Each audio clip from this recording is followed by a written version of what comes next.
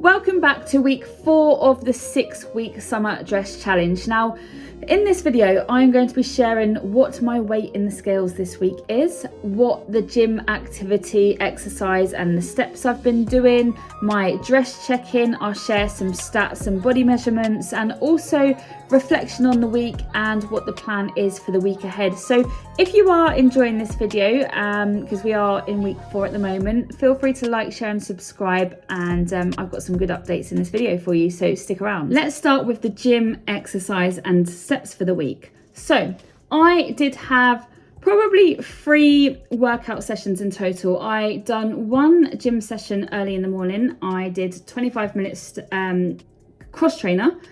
So I got a bit of cardio in there. I did another weight session in the gym. I actually went with my friend and I've got a couple of clips. We trained full body and I didn't take loads of footage here because we were training together and I wanted to be present, but I did manage to get a couple of clips here. And then the third sort of workout was actually at home. There are times I either can't get to the gym or I don't want to go to the gym. It could depend on like my mental state, if I'm feeling a bit low. So just try and do what you can. Even if it's like a 10-minute dumbbell workout at home, it's still 10 minutes than you would have done. And actually the next day after the home workout, because I'd done that first, I did actually have like not bad DOMs or anything, but I definitely felt like, I think it was the triceps and the squats on my hamstrings. I definitely felt it made a little bit of a difference. So just trying to not be perfect with it, just doing what I can when I can, and all of these little changes will contribute to the weight loss. Then for the steps this week, I have been a bit more active than last week, a bit more walking. Some days I don't think I've done as much, but again, if you look at the sort of weekly average, I think I've done a bit more. So it's not just about the exercise, that is a big part of it, but it's also the mindset, change of scenery, fresh air, sunlight. It is for the mind as well. So very happy that I've got out very happy that I've done more walking this week. Now for the scales, the weekly weigh-in. I did have a drop this week and I've lost 0.80 kg, which is about 1.7 pounds. And I did finally come on my period this week, middle of week 4. So the fact that I've actually had a drop the week I've actually came on my period is good. And if you remember that last week I had quite a big drop, but then some weeks prior it has gone up and down. Now weight will fluctuate when you're due on and stuff like that. So when you use the scales on their own, it can definitely get in your head and it can make you sort of lose track or give up because you're putting everything into a scale weight. But when you do it alongside the other stuff I'm tracking, like the measurements, the steps, the progress videos and pictures, like it's just another random piece of data that you're checking for patterns, and you don't put all of your emotion into that one thing. So that's pretty much the scales then this week. Food this week has been really good. I have eaten quite healthy. I don't think I've binged or anything this week, and I've had a bit of variety. I've had a few things different than usual, just mixing it up a little bit. And yeah, the diet is going good. What I'm going to very, very briefly mention in this food part, I'm going to just be a little bit more open, that I've not really gone into detail before. I'm not going to go into loads of detail about the mental health side of it. I'm just going to keep it very brief to the point, how it affects me. And this is one of the reasons I also don't track my diet at the moment. So I am autistic and I have ADHD. So one half of my brain, basically it's like your brain wants to do opposite things at the same time. So the autism side loves the routine, structure, organizing, planning, habits, certainty. And then the ADHD gets bored of things quickly. You start something and then you stop. It seeks dopamine, rewards, and there's so much other stuff to it. But anyway, so when I'm trying to fight this balance every day, it makes it very hard for me to start or track a diet, because if I give myself these strict rules, like, look, this is my food plan, this is what I've got to do, I could well start it for a week or so, but then I'll either fall off it, I'll get bored, and then my mindset then spirals like, oh, I've ruined everything. So I can track some other stuff like the weight, the steps, or whatever the other stuff is. But the food part for me, I just think keep it a little bit more relaxed. Just eat what I want to eat within reason. Just try and keep it a bit more balanced. Like, don't go, eating junk food every day. But if I have less pressure on myself, I am more likely to stick to it. And that's another reason as well why I didn't track my calories in the 12-week jeans challenge. So I have done it before when I've had coaches, but that was while I was not working, and that was the only thing I had to do in the day.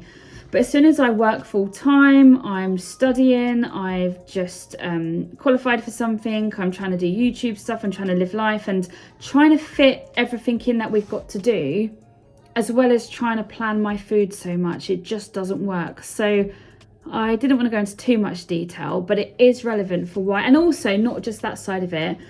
I find anyway, like if you are tracking too restrictive, I think I've mentioned this in videos that I'm very likely to fall off, but a big part of it for me is like the autism and the ADHD, why I don't really always stick to diet plans. So yeah, that's me being a little bit open there. But the food, other than that, is good, and I'm sort of being careful with what I eat without being too restrictive. Let's have a look at the stats then for week 4 and see if we're noticing any patterns or trends or anything like that. So let's start with the weight. I will just say I am now in uncharted territory because I am at my lowest weight within the last 5 years since I put the weight on. So this is a bit of a big deal for me because this time a year ago, I was like 14 kgs heavier. So I think I've lost about 30 pounds in the last 10 months. So the fact that I'm now 87 is really let me see light at the end of the tunnel. And it's a really good example of slow progress over time does show up eventually if you don't give up. And what's this one here? Inches on my stomach. Okay, so since I've started this, it's kind of going down slowly. It doesn't always change every week, but it is slowly and steadily going down. Week step. So I've done a bit more weekly steps in total. So my my walking is sort of going a bit up and down. And then my total loss since I've started this challenge has been 2.5 kg, which is about 5.5 pounds. So 4 weeks in, I've lost 5.5 pounds, and this has included me being on my period as well. So I'm pretty happy with that. It's slow and steady. We're not after big crazy drops like 5+ pounds in a week. I mean, if it happens, it happens, but like I'm not going out of my way to try and lose weight fast that I can't sustain and it's probably going to come back. So I will keep monitoring this, and I'm very happy with this slow progress, slow and consistent and steady. Now for week 4 dress check-in. Now, first of all, you might notice I've changed angles in the room. It's just because where I usually put my phone stand, I now got my aircon sticking out of the window, the pipe, and it's plugged in and it's a bit difficult to move. So this is where I will probably be standing from now on. And I'll be really honest, I don't feel that I am noticing much different yet. And that's quite realistic because it's only 4 weeks in. If you think about it, a lot of my a lot of my weight is around my belly and stomach area. Now I do notice like my overall frame is slimming down. So when I'm looking at my whole body, like my waist, my arms, my legs, I'm noticing in my clothes my frame is slimming down. However, it's much more slower on the stomach. So after 4 weeks, I'm not expecting the dress to be slim fit and the stomach's gone. That's very unrealistic way to look at it. And if I did think like that, I'd probably be quite disappointed. So that's why I'm also doing the tracking, which I've just showed you. But I do think I'm going in the right direction. It's gonna probably take longer than 6 weeks, but the 6 weeks is not a deadline. It's just a fun time frame. When you give yourself these little random time frames, they're like mini goals, it helps me anyway work towards it. And realistically, when I get to the 6 weeks, we'll see how I look. It's not to be perfect in a dress. It's to be closer than I've ever been to wearing it in the summer. And it might take 12 weeks, you know, till I feel 100% confident in it. It could take longer. But I'm very realistic and aware of the fact I am very stomach heavy with my weight.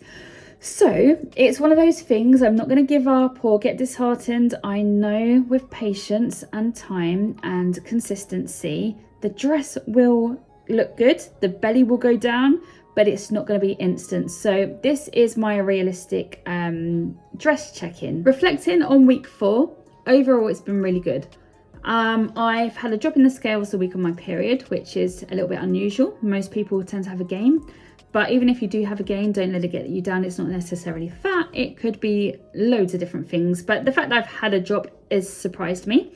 Because I've been very emotional, hormonal, grumpy, irritable, tired. But I didn't let that get me down and ruin the week. I still persevered, cracked on and got through it. So that also is good. I have done more steps than last week. I've been out in the sun doing walking. I've gone to the gym 3 times. So overall, I can't really complain.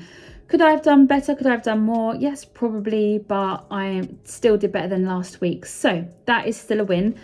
And also something I want to share that I'm so pleased about. If you remember my video back on week 1, I was really worried with the warmer weather when it gets to like jumper weather, because not going out without my big baggy coat that hides all of my fat rolls that my jumper doesn't quite hide and exposes me.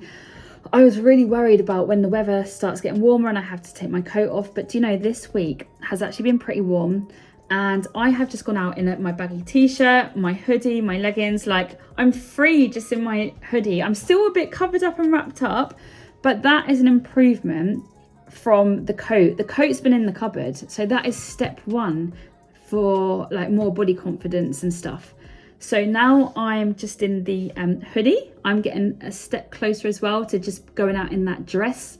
So that has been, just thinking about it now, made me really happy. The fact that I've gone out without my coat, which is my little comfort, that is a really good step. So that is making me happy. Also, if you are liking this series and this video, feel free to like, share and subscribe. If you think this video might help someone, share it along to them. And I think there is a hype button. I don't quite know where it is, but if you press hype, it does push this video out to more people. So summer can be a tough time for, especially if you're overweight, you don't know what to wear. It can be a very miserable time. I've had so many summers sat in with nothing to wear, really uncomfortable. So if you feel like this video deserves to be pushed out and, you know, help like-minded people in this sort of situation, feel free to do that. And if you are also on this sort of challenge, you're on a weight loss journey, just comment as well if you've got any tips and the progress you're making. Or even if you're following along, I would be so excited to hear that sort of stuff. Other than that, I will see you in next week's video. Peace.